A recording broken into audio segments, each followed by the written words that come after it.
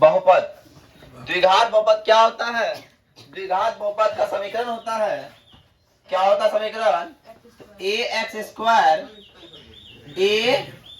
Square plus b x plus c. द्विघात बहुपद का फॉर्मूला होता है क्या?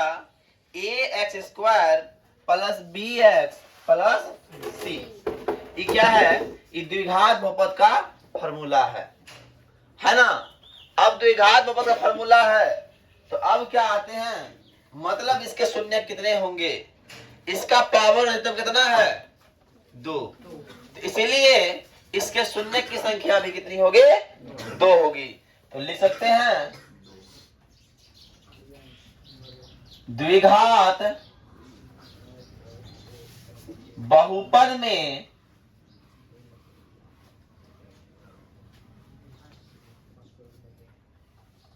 शून्य की संख्या 2 होगी।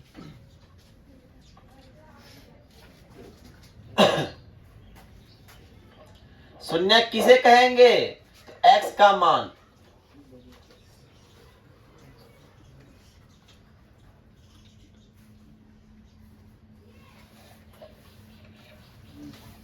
और अन्य फॉर्मूला है, अगर अन्य बोले तो 11 बराबर होता है, या फिर बोले क्या होता है? X square plus 7x plus 10 है। ध्यान से देखिएगा, ध्यान से देखो, ये क्या दिया हुआ है? X square plus 7x plus 10। अब यहाँ x का वैल्यू निकालना है, अल्फा बीटा का वैल्यू निकालना है, तो क्या करना होगा? गुणनखंड करेंगे। ध्यान से देखिएगा, पहला बात यहाँ आइडेंटिफाई करना है कि a कौन है, b कौन है और c कौन है।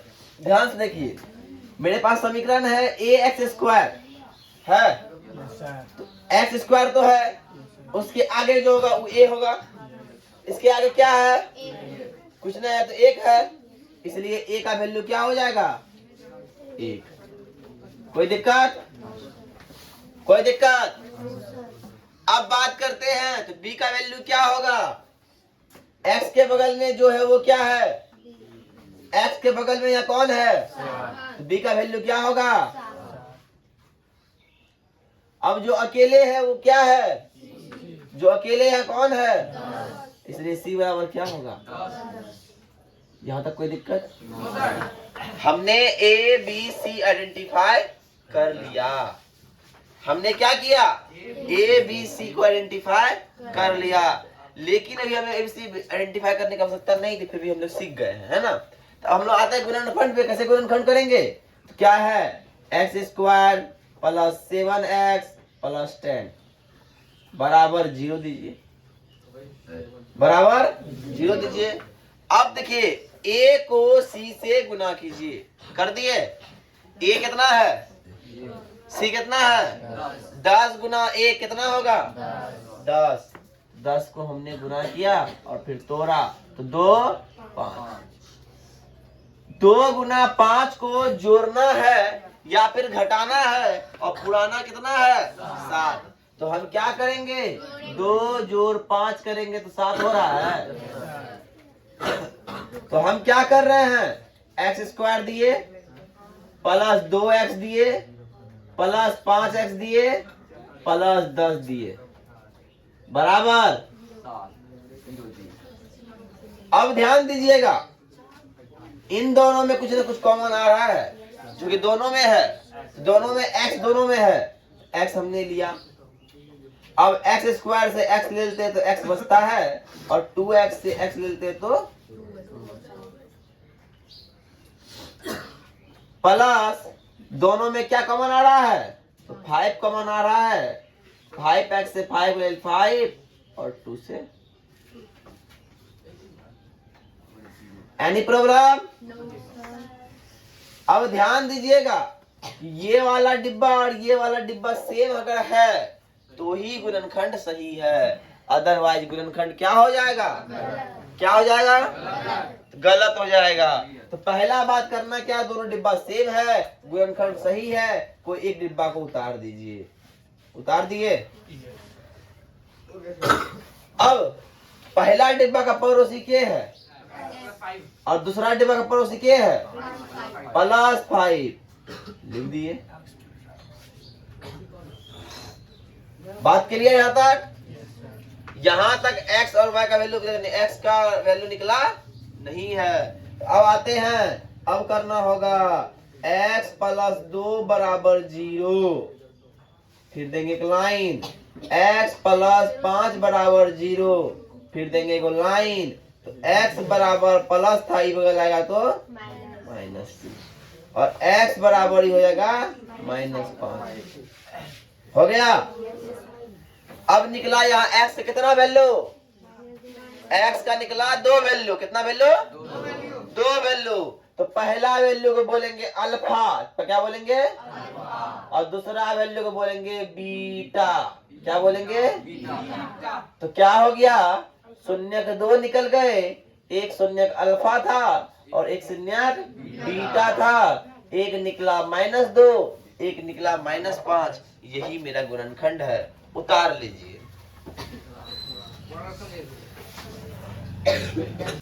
एक क्वेश्चन है, ध्यान देना।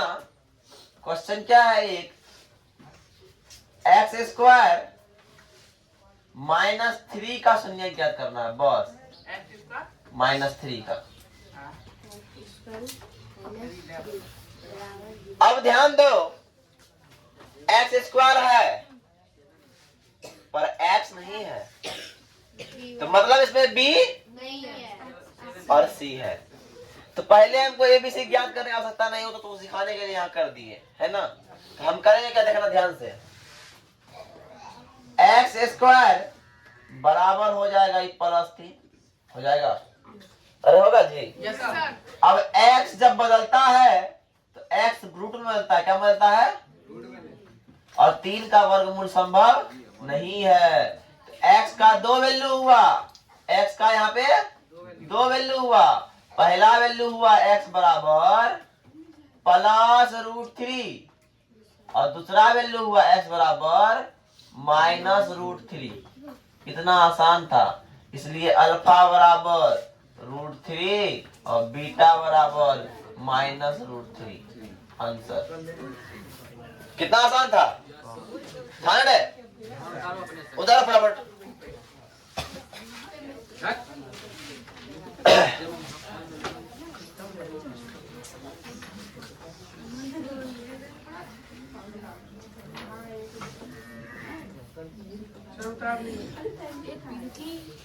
चलो एक और बताते हैं।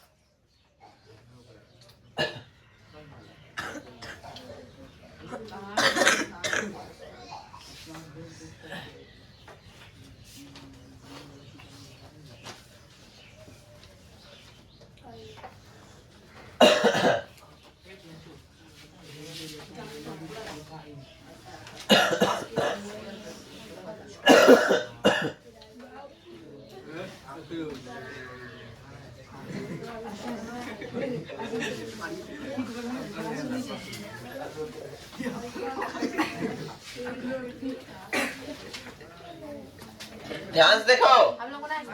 हाँ बनाना है, बनाओ। हम लोग पहले बनाते हैं। बनाओ पहले।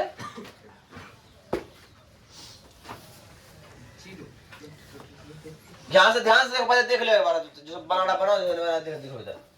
ए क्या है यहाँ पे? ए है 2 और सी है। हमको करना है 10 दूना 20 हो गया। 20 को तोड़ेंगे 10 से। 2 दूना 4 गुना 5, है ना। इसको जोड़ो या घटाओ, पूरा जोड़ दीजिए सर। हो रहा है। तो क्या होगा जी? ध्यान से देखना। 2x² + 4x + 5x + 10 बराबर। कोई दिक्कत? सर हो गया। अब आते हैं, दोनों में कुछ ना कुछ कॉमन आ रहा है। तो क्या आ रहा है? पहला तो x कॉमन आ रहा है और दूसरा कॉमन 2 भी आ रहा है। दुक्का 2 में 2 भी होता है और दुक्का 2 में, समझे?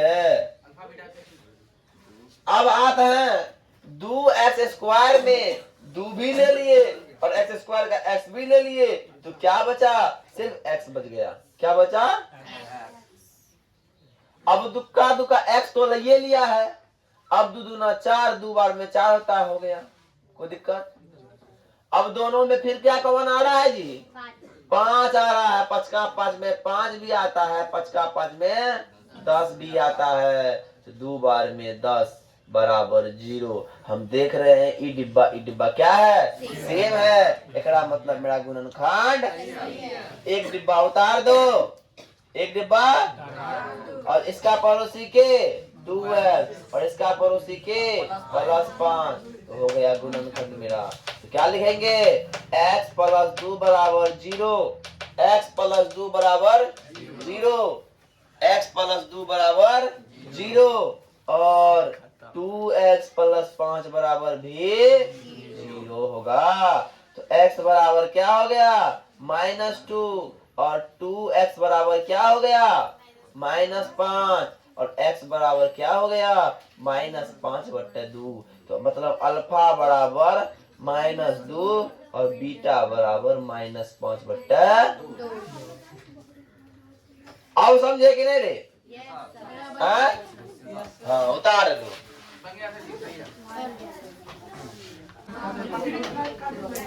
कर दो।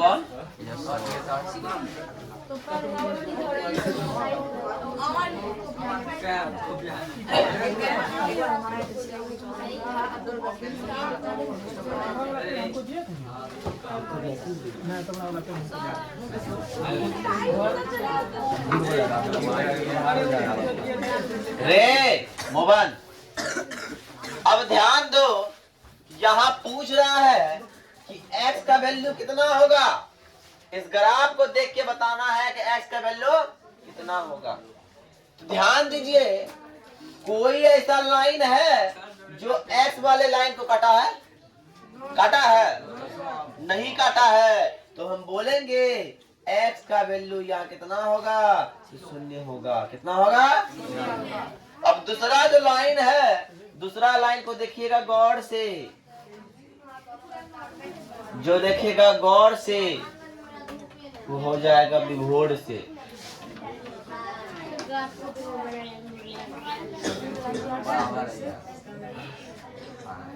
ध्यान दो, यहाँ x को काटा है, कहाँ पे? तो इस पॉइंट पे। कितना बार? तो एक बार। तो x का वैल्यू हो गया। बात समझ में आ रही है? अब तीसरा क्वेश्चन है, ध्यान से देखना। तीसरा क्वेश्चन क्या है? तीसरा है ग्राफ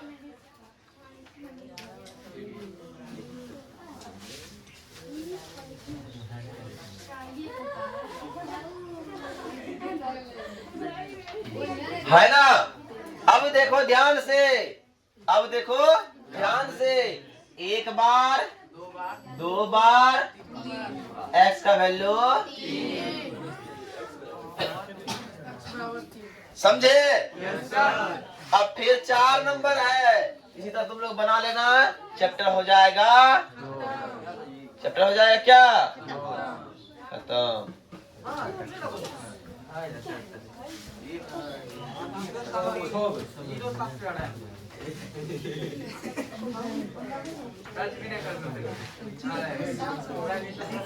यहाँ कितना होगा x का वैल्यू?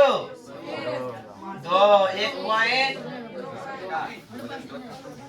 है ना। इस तरह 3, 4, 5, 6 बना लीजिएगा। उसके बाद हम लोग कल आएंगे, अल्फा बीटा को जानेंगे, और उसके बाद द्विघात बहुपद का चैप्टर 2.2 पढ़ेंगे, है ना। क्या पढ़ेंगे? 2.2।